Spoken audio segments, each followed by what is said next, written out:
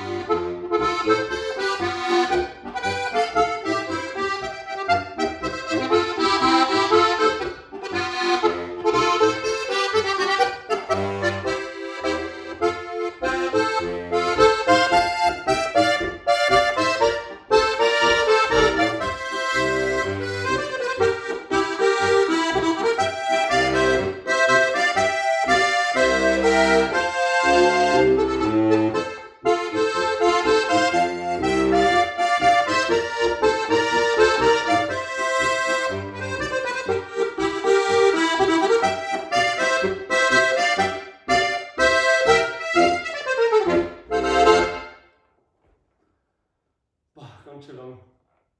Auf zum Terrassenfest. Also, wenn du Lust hast, wenn der Stück halt gefällt, gerne einloggen und einmal nachlernen. Ist drauf im Langsam zum Nachlernen, Übungstempo, alles. Wenn du Lust hast, kannst du gerne mal probieren, dazu begleiten, das ist eine super Übung. Ich habe da zum Beispiel, jetzt lege ich das mal kurz auf. 1, 2, Dann kannst du das Trainieren auch einen Nachschlag begleiten. 1. Aber mal so ran. 1, 2, 1. Das